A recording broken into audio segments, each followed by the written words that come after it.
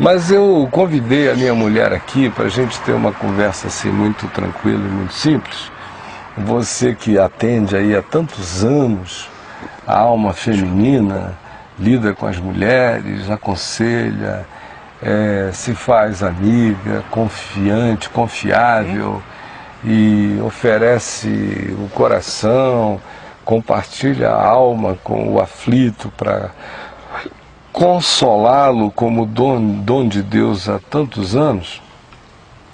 Eu queria propor a você que a gente conversasse aqui, ou você e o Fonseca, ou qualquer pessoa em casa que queira participar fazendo perguntas ali através do Chico, o que você acha que são as coisas que você elencaria como sendo as que mais brocham, as que mais desagradam, as que mais desalmam a mulher em relação a um homem que a mulher tenha amado? A imaturidade relacional. Porque o que a gente vê é as mulheres terem a vontade de amar muito mais elástica do que o homem. E o homem tem um coração muito infantil, essa que é a verdade.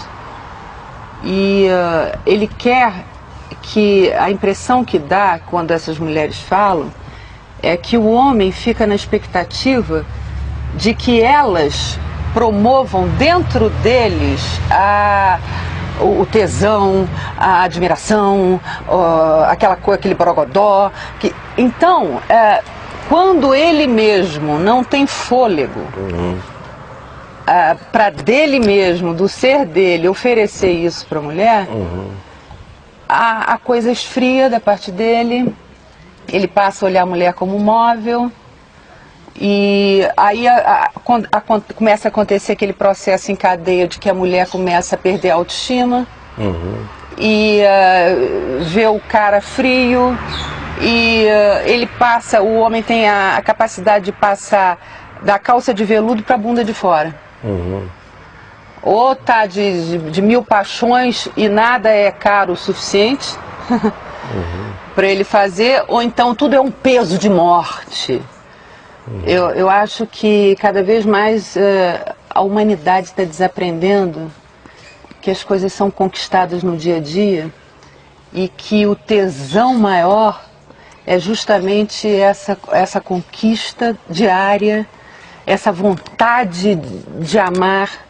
Então a mulher fica perdida, porque o homem que deveria, na verdade, pegá-la pela mão e conduzir uma situação, não que a mulher não tenha responsabilidade, mas a mulher tem responsabilidade mais de responder. Eu tenho toda a cara de pau de falar isso, do que de conduzir.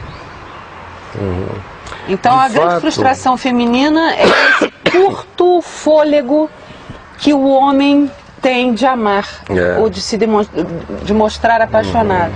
E é por isso que em 4 anos o casamento está falindo. São corredores de 100 metros, né? Corredores de 100 metros. E aí ficam querendo mudar o campo de futebol em vez de aprender a jogar. Então passam do Pacaembu para não sei das quantas. O cara começa no Maracanã, aí no segundo ano ele chega e diz assim, olha, detonando. Vamos fazer um jogo que seja só na metade do campo, mudar as balizas. Aí depois, no 7º, 8º ano, eles dizem, vamos para o Futebol Society, que já é bem curtinho. Aí depois, vamos fazer um rachinho aqui e vai diminuindo, E as mulheres, para defender, porque a dor disso é tão grande, que as mulheres, para se defenderem, elas estão tomando aquela atitude semelhante ao homem, óbvio. Banalizando também. Já que eu sou banalizada depois de um certo tempo, vamos banalizar tudo. Então tá tudo banalizado. Bom, mas você começou falando de um assunto culinário, que foi: o homem está acostumado a receber a canja, o bife cortado, a batatinha frita, a comida pronta, o tempero posto, os guardanapos ao lado, ou seja, a expectativa que o homem... E de preferência tudo servido por uma garçonete só de avental, né? A expectativa que o homem tem, cultural, que foi durante muitos anos mote na boca de machos, tipo assim, ela é uma mulher para casar, me pegou pela boca.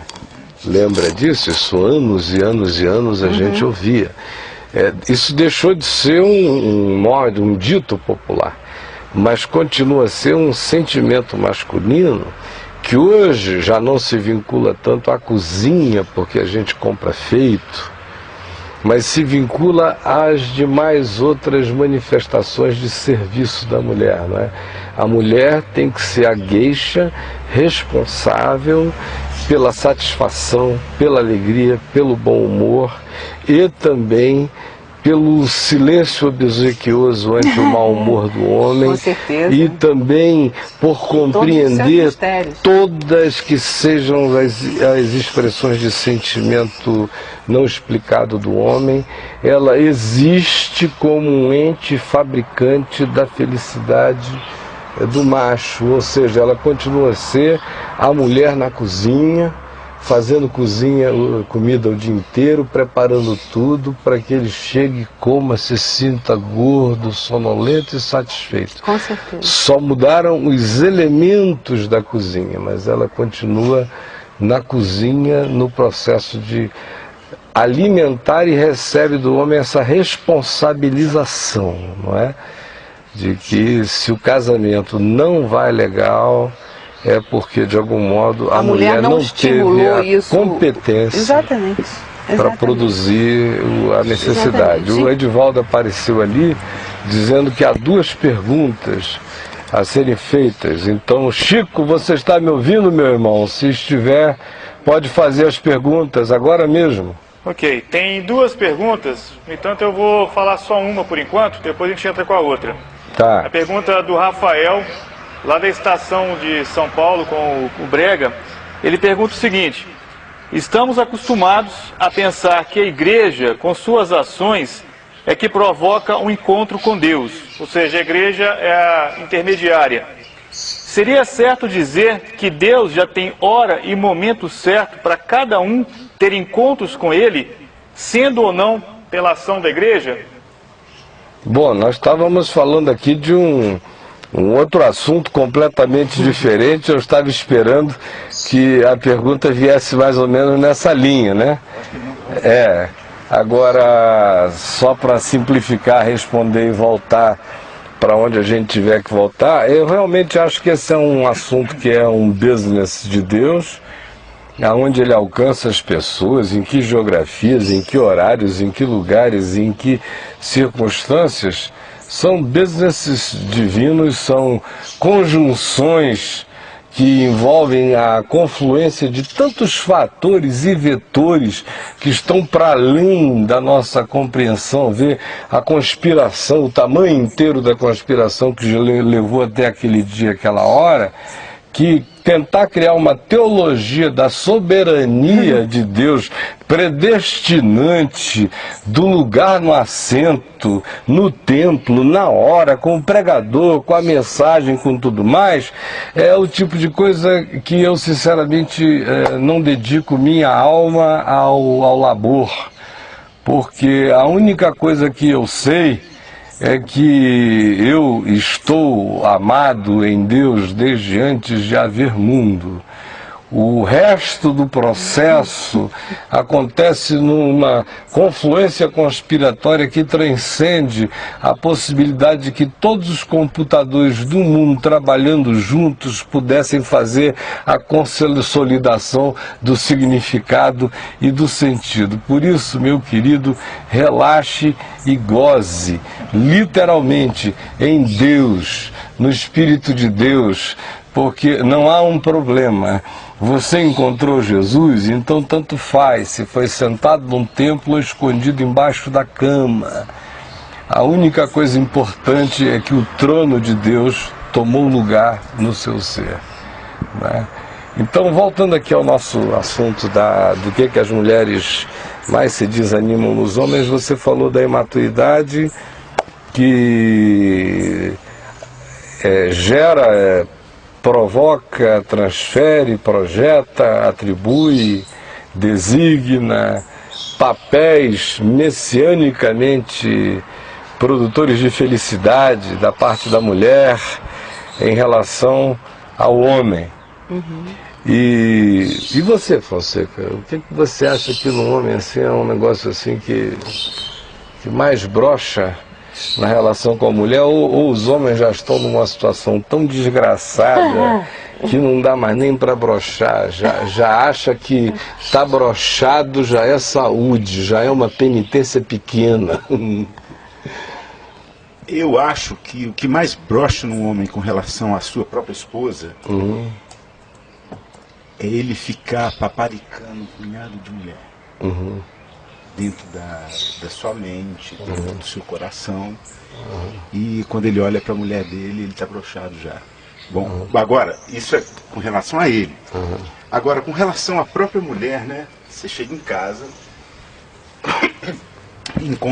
está com a sua esposa, e o que mais causa estresse, eu acho que é o timing diferente. Sabe, eu acho que sabe, por exemplo, tem homem que gosta da coisa de manhã, a mulher já gosta de noite, ou vice-versa. A hora de acordar é diferente, o tempo de se esperar é diferente, o pensamento, a química é diferente, Eu vejo, minhas filhas são igualzinhas, vão no mesmo caminho. O meu netinho vai já no mesmo caminho do pai, quer ficar junto no meio dos homens, aquelas coisas. E eu acredito que seja, se você não tiver no seu coração a intenção de ser um Zé Galinha, e dedicar a sua mente, o seu coração para aquela que você casou, e amar desde o princípio, claro, o que deve brochar mesmo é essa coisa diferente. Por exemplo, você chega às 6h30 da manhã em casa, do trabalho, e diz assim para a mulher: bem, eu bati um trem. Ela responde para você: você trouxe pão?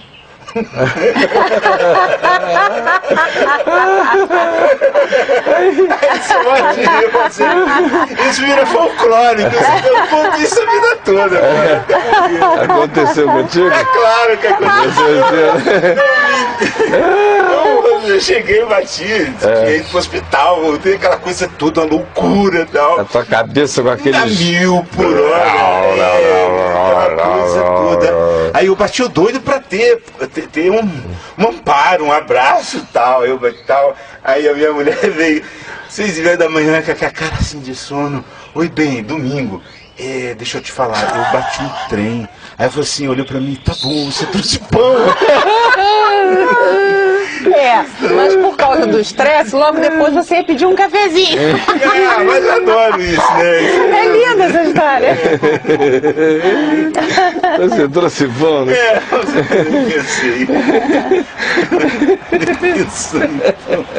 Em contrapartida é isso, a mulher, ela tem aquela ilusão também de que ela vai encontrar um homem pronto, né? Que vai ser o pai, o provedor, o amante, o amigo, o confessor, o guia, o guru. Ou seja, a mulher tem essa coisa de que o homem precisaria ser para ela isso. E enquanto ela não encontra esse tipo de homem, ela não é completa, ela não é feliz. Então é uma luta, né? Porque o pessoal está precisando realmente cair na real. Porque a vida conjugal, ela não difere dos outros momentos de vida, que você tem que ter longanimidade, bom senso, todas as coisas, as dicas de lei espiritual que Jesus nos deixou, são para serem aplicadas também ao casamento, principalmente aquele que você ama, se você ama, você quer o crescimento espiritual do outro. Então fica um negócio muito rasteiro, muito superficial. O que ela provoca em mim, o que ele... Senão vira parente. E a pessoa não sabe cavar o seu próprio poço. Isso é muito triste. E na realidade... Não saber fazer do que tem, do que ganhou, o seu melhor. Porque esse descontentamento venha da sua própria incompetência. Porque se você estiver fazendo a sua parte, naturalmente, aquilo lhe é devolvido, isso que as pessoas não creem. Na realidade, durante a primeira fala que você fez, você mencionou o tema, o assunto de que você cria que a mulher era um ser muito mais responsivo na conjugalidade do que propositivo. E que a inversão cultural, mental e de expectativa era suicida, porque fez com que se atribuísse à mulher um papel proativo, de uma responsabilidade quase que absoluta na realização e na manutenção da felicidade familiar, a começar da satisfação sexual do marido, passando pela criação dos filhos, passando pela organização doméstica, passando pela excelência culinária, entrando em mil outros mitos que foram desmontados em determinados aspectos práticos, mas que não foram desconstruídos na expectativa existencial do homem. Só mudaram de fisionomia, mas a expectativa está presente, o que é uma inversão do fluxo do ponto de vista do ensino do Evangelho. Porque, de fato, o ensino do Evangelho não carrega sobre a mulher, carrega essa expectativa de fabricação ambiental sobre o homem como responsabilidade, não é? Maridos, amai as vossas mulheres, o que já é um antimito do ponto de vista da idealização humana, universal, que é ser amado pela mulher, desejado, procurado enlouquecidamente, objeto de desejo sexual fetichizado, se possível, com uma serva em qualquer que seja a circunstância. Esse é o sonho de consumo, não é? Dos machos da terra. Mas o princípio bíblico é a contracultura dessa expectativa universal, porque vem e coloca sobre o homem o mandamento do amor como um imperativo sem o qual não há conjugalidade. Maridos, amai as vossas mulheres, como Cristo amou a igreja. Aí o cara diz, bom, então deve ser sem tesão, deve ser assim, deve ser amar a mulher assim como patroa. E a gente dá uma escapadinha por aí, pra pular seca, né? Ela, pra querer as coisas de mim, ela vai ter que rezar. Vai ter que ajoelhar e essa rezar, coisa da né? maternidade, eu acho que também é um pouco broxante na cabeça do homem. Ele não sabe separar a mulher do desejo da mãe dos filhos. Tem uma confusão assim quando começa a chegar os filhos. Embola também. com a mãe dele, com um monte de outras irresoluções familiares. Mas aí, como Cristo amou a igreja e a si mesmo se entregou por ela. Aí o cara já imagina a cruz. Já imagina a cruz. Ele não imagina o se entregar por ela como se dar para ela, como dedicar-se a ela, como buscar a alegria dela, o prazer dela, o conforto dela, a segurança dela. Ele não imagina isso como algo que não seja um sacrifício. E atender as necessidades femininas. Claro. Fazer cabelo. De fazer o que Jesus fez pela igreja. Estava dando vida, irradiando graça, oferecendo tudo, né? É como Cristo deu. E, bom, aí a descrição continua. Paulo vai trazendo para um âmbito mais limpo, mais próximo da simplicidade. Quando ele diz que é para cuidar dela, que é para alimentá-la, e aí o cara pensa só em dar comida, né? Não pensa nos outros alimentos, não pensa que nem só de pão vive o homem, mas de outras palavras, de outras trocas, de outros sentidos, né? Para cuidar dela como se fosse sua própria carne, o que tem implicações que vão do sexo a todas as outras dimensões da vida, não é? Porque cuidar dela como se fosse sua própria carne acaba também com o egoísmo sexual, de dizer, eu vou aqui, vapt-vupt, a bichinha que se vire. Ao contrário, o cara quer para ela, em Cristo, o prazer que ele quer para ele.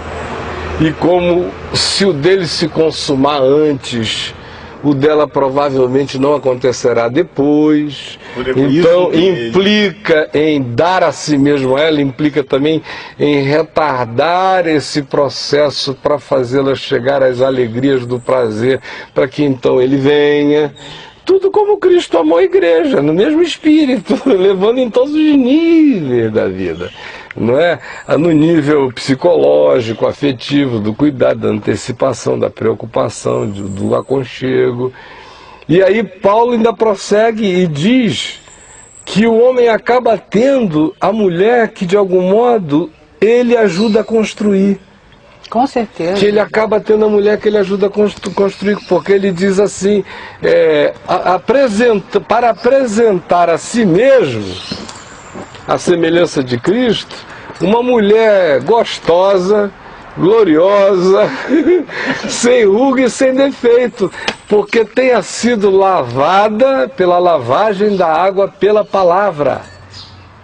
Então, o que Jesus está fazendo com a verdadeira esposa dele, lavando e limpando-a e trabalhando-a para si mesmo, é o que Paulo diz, olha, vá e seja cooperador de Deus na criação desse ente lindo, que ela está pronta para ser, se você simplesmente fornecer um lado seu, a sua costela, a sua alma, o seu amor, a sua carne, o seu pedaço para ela, vai brotar. É o que Paulo está falando lá, e diz, e grande é esse mistério. Mas o que a Adriana falou é um fato, a perversão, a inversão das mãos é enorme, né? E isso tem heranças muito antigas, muito pagãs, mas que permanecem e viram ilusões. Hoje a gente já está indo para o outro lado, como você também mencionou, não é? Os homens estão sendo punidos, pelas mulheres masculinizadas, em vários aspectos. Né? As mulheres, eles estão sendo punidas pelas de fora e estão sendo punidos pelas de dentro.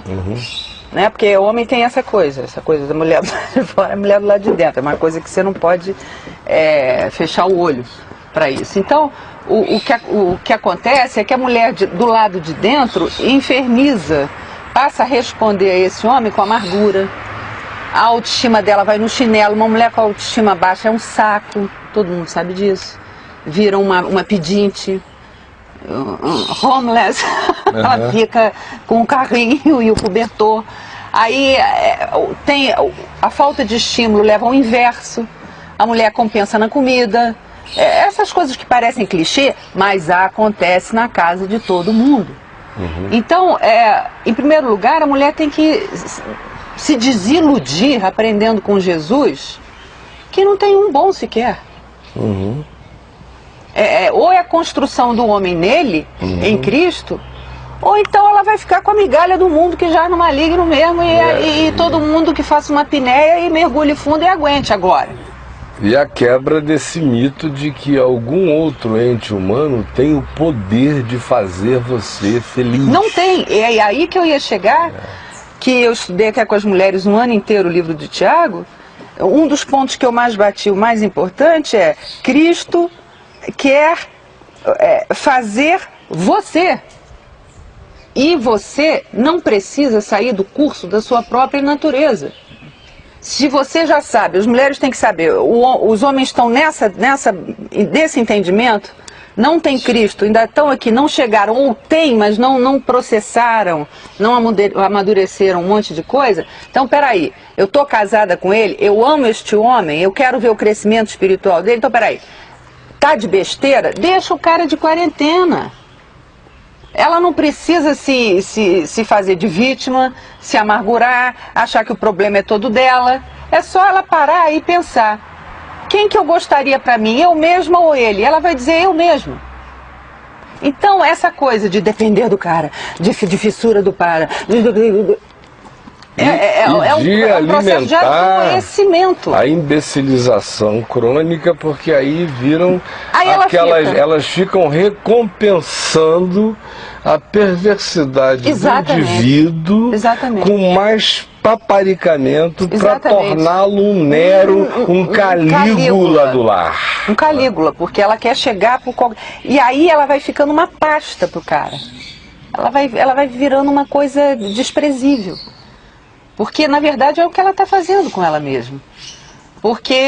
Ele passa a não gostar daquilo que ela fabricou em si por causa dele. Mas é claro, é o que eu sempre digo, fica sujando a água para depois. Até porque esse é um processo que chega cheio de sentimentos muito antagônicos.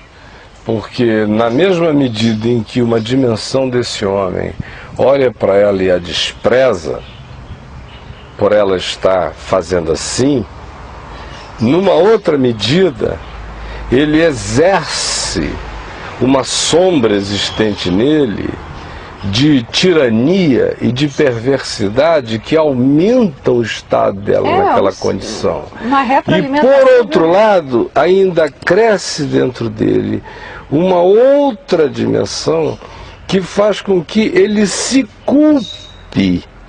Se ele tiver um mínimo de um filete de consciência, ele se culpa, até por razões de triangulação, às vezes com o filho, com outros a quem ele ame, ele desenvolve uma culpa latente que exacerba a raiva inicial dela, alimenta o processo inteiro, e isso vira um ciclo horroroso, e ela correndo aí atrás, e se for crente, aí desgraça tudo, porque ela vai para uma igreja, aí chega lá o pastor diz: minha filha aguente, faça tudo que ele mandar e demandar, e a bichinha vira capacho, ela, tudo que a dignidade humana diz que é para não ser feito, que o amor básico que Jesus mandou que se tivesse por si mesmo exige que não se faça, ela faz.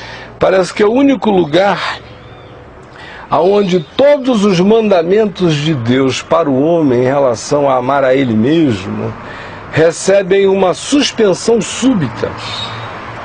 É na igreja evangélica, no casamento, quando uma coitadinha está em estado de espancamento e abuso o tempo todo pelo marido, ainda recebe uma ordem pastoral para aceitar aquele agravo, aquela tortura até o fim como culto a Deus. Tinha que ser, cara. E aí, meu Deus, a quantidade de gente que, ao invés de ajudar o marido, o endiabra por causa disso é enorme.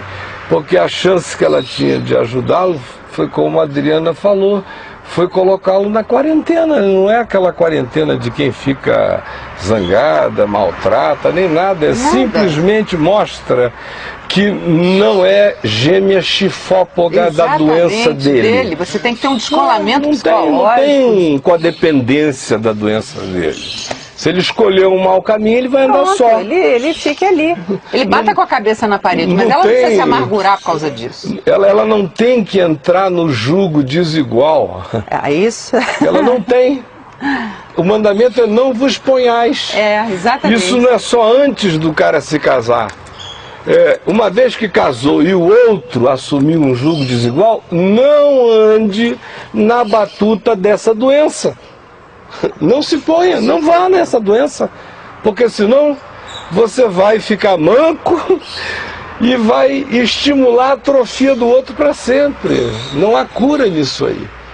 Agora, isso não se faz com insensatez, nem com ódio, nem com choque, se faz com postura, com sabedoria. Agora, engraçado no casamento é que todo mundo espera que o casamento seja assim uma terra encantada.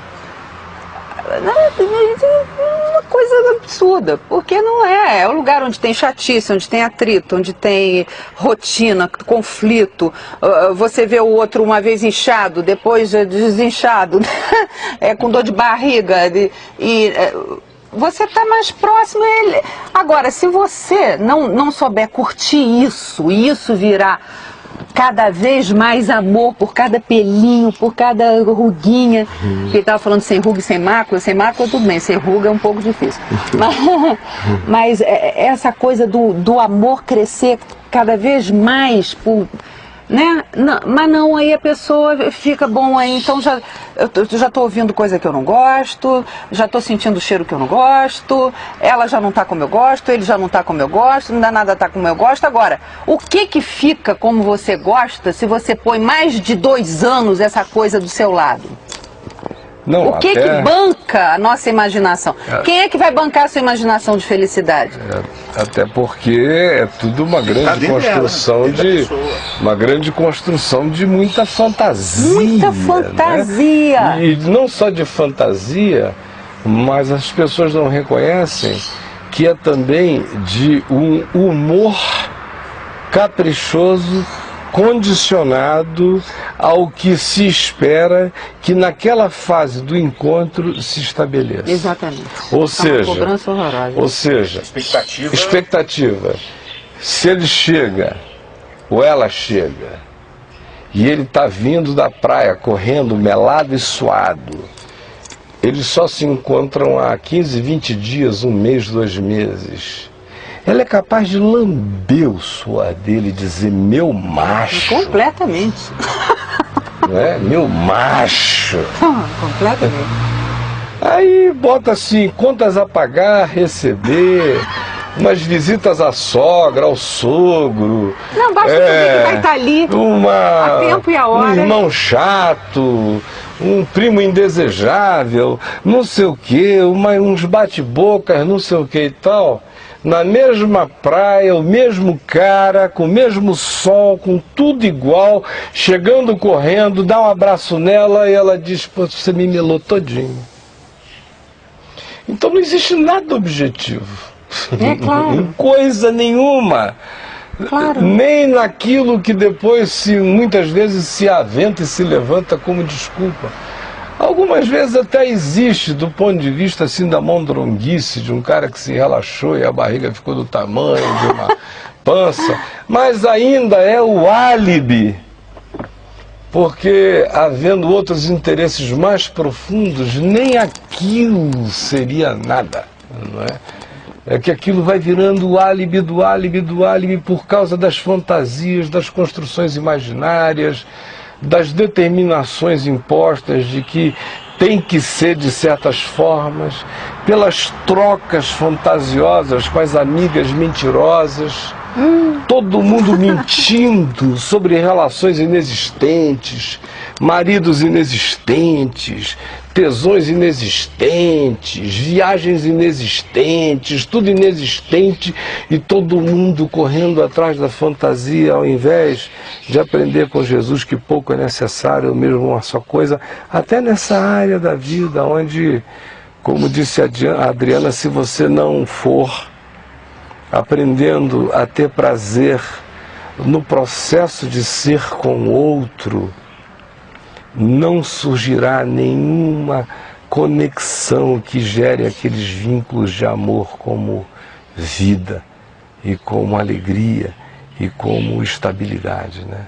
Mas o Chico, coitado, já estendeu a mão de lá não sei quantas vezes, o Rodrigo aqui já deu sinais, eu tenho a impressão que ele está com perguntas a fazer, meu amigo Chico. Então, por favor, faça-as. Tem uma pergunta aqui da Marina, lá de Amsterdã. Ela fez uma observação de uma fala que você fez acerca da expectativa que existem entre os relacionamentos. Então ela faz a pergunta seguinte: se as expectativas do marido à mulher e vice-versa seriam diferentes em culturas diferentes? Também. A cultura influencia no aspecto da expectativa que se cria no relacionamento. Ah, claro, ora, se dentro da mesma cultura, às vezes morando no mesmo bairro a vida inteira, às vezes frequentando bares próximos, praias próximas, às vezes até conhecendo pessoas tendo vivido os mesmos momentos históricos, cantado as mesmas músicas, comido as mesmas coisas, gostado das mesmas grifes da juventude, toda a baboseira da vaidade da existência tendo sido comum. Você ainda encontra as dificuldades que derivam exclusivamente da singularidade de cada indivíduo, né? E das heranças irrepetíveis de cada bagagem cultural e familiar que cada um carrega, com suas químicas completamente únicas e singulares, né? E mais a personalidade de cada um, e mais os traumas de cada um, e mais os históricos e as interpretações de cada um, que variaram conforme a singularidade de cada um. Agregue ainda isto a monstruosidade de uma dificuldade cultural, linguística, de tradições milenares que o outro cônjuge tenha, com interpretações também totalmente diferentes de muitos aspectos da vida. Quando para você uma coisa é positiva, para ele é o oposto. Quando um aroma para você é agradável, para ele é abominável. Quando uma determinada expressão estética para você é o máximo, para ele é um constrangimento. Quando uma manifestação estereotipada de alegria muito latina, por exemplo, é normal para você, mas dependendo da cultura dele é um assinte, não é? Enfim, é enorme. De modo que o desafio nesse caso é extremamente maior, demanda um tecer muito mais carinhoso, né? Mas você nota, por outro lado, que os casais que conseguem sobreviver os primeiros anos desse embate cultural e amadurecem, na maioria das vezes eles passam a curtir profundamente a diferença cultural. É verdade. Quando eles transformam o que era choque numa coisa engraçada, interessante, como uma marca do outro, e como algo que tem a ver com um imprimatur da existência do outro, e eles amadurecem para fazer essa leitura, muitos acabam aproveitando, acabam fortalecendo o vínculo, acaba até um se interessando profundamente por um outro mundo, e entendendo um outro mundo que de outra forma não entenderia, e vice-versa. Quando a maturidade por seu turno entra, às vezes esses são alguns dos vínculos mais sólidos que muitas vezes você encontra por aí, não é? Tem suas dificuldades, mas em havendo solidificação, é um engessamento poderoso, não é? E às vezes muito sadio. O que você ia falar, Fonseca? Existem muitos inícios, muitos começos mal ajambrados. Por exemplo, vou dar um exemplo. A mulher é tão apaixonada com um cara que resolve ter dele um filho para obrigá-lo a casar com ela. Ou lá na frente. Ou então o cara casa com a mulher porque ela tem um poder aquisitivo, filho de família mais rica. Sei lá, estou inventando. Mas inícios que não foram engendrados, baseados em amor, em respeito, em verdade, em olhar para a pessoa e saber, puxa vida, aquela pessoa é para mim o resto da vida. Uhum. E isso vira um caos na vida deles lá na frente. Como é que é isso, Caio? Eu não sei. Tem alguns casos em que milagres acontecem, não é? Com certeza. Alguns casos. Eu creio. Às vezes mesmo a mulher, tendo feito isso em profunda inconsequência e imaturidade, tentativa de manipulação até, consciente ou inconscientemente, em alguns casos, o elementozinho novo que surge acaba gerando uma liga entre eles que dantes não havia e os amadurece por uma coisa bonita. Mas são alguns casos, são exceção, que não podem ser transformadas em regra e muito menos em recomendação de procedimento, né? Porque na maioria esmagadora dos casos é apenas a produção de uma criança gerada no berço da irresponsabilidade, numa época em que os homens não têm nem a honradez da paternidade, Porque no passado, por exemplo, há 100 anos atrás, Casava na polícia. vamos dizer o seguinte, homem nunca foi muito bom de paternidade. Não é? E até uma ironia do Evangelho eleger Deus como pai, para ser simbolização do amor absoluto, né? Porque se a gente fosse pegar a experiência humana na Terra, para eleger algum ícone de amor profundo, tinha que ser a mãe. Mas a ironia de Deus com o homem é tão grande que ele diz: não importa quem vocês sejam, machos humanos, o homem dos homens, o pai dos pais, continua amando com amor maior do que amor de mãe. É o Pai que está nos céus, é um tapa na cara. Se a mãe esquecer, esquece. Se a mãe esquecer, eu todavia não esqueço. Mas na humanidade em geral, a gente não pode ter muito orgulho da paternidade humana, que sempre foi fajuta, não é, absolutamente utilitária, irresponsável, inafetiva, no máximo orgulhosa de dizer "this is my breed", essa aqui é a minha linhagem, como um puro sangue gera outros puro sangue, né? Era no máximo por aí. Eu gerei mão de obra que vai me aposentar no passado. Mas, por exemplo, até algumas décadas atrás ainda havia, mesmo sem amor e sem afeto, havia pelo menos a honradez da paternidade. O cara não amava a mulher em quem ele tinha gerado filho, não amava o filho, não estava muito interessante, não achava isso importante, achava que se ele desse casa, comida, pagasse os estudos e de vez em quando cumprimentasse o menino ou mandasse um presente de aniversário, ele tinha feito um bom papel de pai bastardo à distância. Ainda era assim, né? Hoje, nem isso existe mais. Então, a mulher fica grávida de um cara num mundo em que os homens não são afetuosos nem com os filhos que eles geram, com as mulheres que eles dizem que eles amam. Mal dão atenção. Às vezes, a maioria dos homens amam os filhos pelo brinquedinho familiar que eles significam naquele conjunto.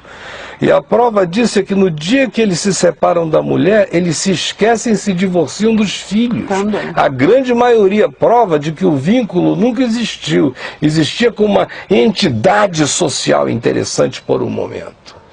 Então, você vê esse tempo de esfriamento do amor, de multiplicação da iniquidade, de inafeição filial, paterna, maternal e tudo isso. E a menina vem e ainda tem um filho de um cara que é fruto de um tesão, de uma trepada, de uma ficada, que deu um desespero nela danado, que ela achou que o cara era o ó do Borogodó.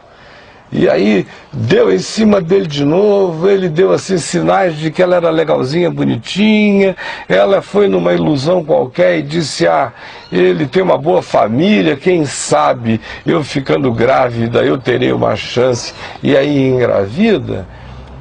Na maioria absolutamente dos casos está fazendo isso para, na melhor das hipóteses, ter uma pensão de um pai que não vai dar a mínima para o filho. Na melhor das hipóteses, haverá uma vozinha do lado de lá desse pai, que pode ter, pela força do sangue, da culpa e de outras coisas, da tristeza pelo filho, tentar fazer uma adoção de proximidade desse neto, nas melhores hipóteses. Ou então, querido, solidão com essa criança mesmo. Sendo que, como aquilo não foi fruto de um amor conjugal, muitas meninas daí em diante não desenvolvem o sentimento da maternidade também, que é outra coisa horrível. Antigamente, com pai ou sem pai, com marido ou sem marido, a mulher era muito mais mulher.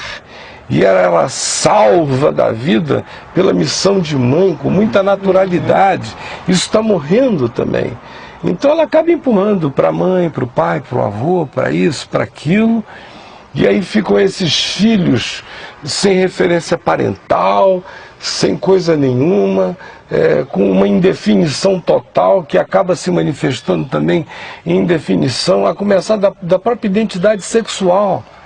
Quer dizer, hoje eu vejo também nesse surto de desencontro conjugal, de ausência de figuras parentais, de desmantelamento de vínculos afetivos e conjugais, de pais que amam, de mães que amam, de famílias minimamente próximas e harmônicas e conectadas, o que você vai vendo é uma indefinição em todos os níveis da existência. O indivíduo diz, ora, se meu pai, que dizia que amava a minha mãe, alguns anos depois já não ama minha mãe, que dizia que gostava da gente, que nós éramos os queridinhos da existência dele, agora já nem aparece.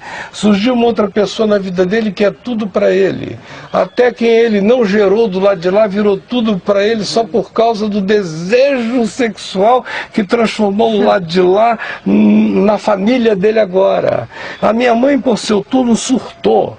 Está fazendo tudo que vem na cabeça. Os meus irmãos não sabem mais quem são. A nossa casa se desagregou. Quem sou eu? É uma pergunta mínima. E numa época como essa nossa, onde a era é uma era que estabelece boa parte dessas indefinições, transferindo-as para a dimensão sexual, você vê uma quantidade enorme de meninos que não são gays, meninas que não são lésbicas, que não são coisa nenhuma, fazendo teste o tempo todo. É menino querendo saber como é que é beijar a boca de homem, é mulher querendo saber como é que é beijar a boca de menina. Né? É uma loucura que vai crescendo, que vai crescendo, que vai crescendo, por indefinições que nascem em papéis muito simples, que são mais do que papéis, devem ser verdades relacionais, para poder estabelecer como fruto daquela verdade, acontecimentos de saúde à volta, né? Porque as induções para que a cabeça da gente siga outros caminhos são inúmeras, né? Chico, mano, alguma coisa aí ainda, meu querido?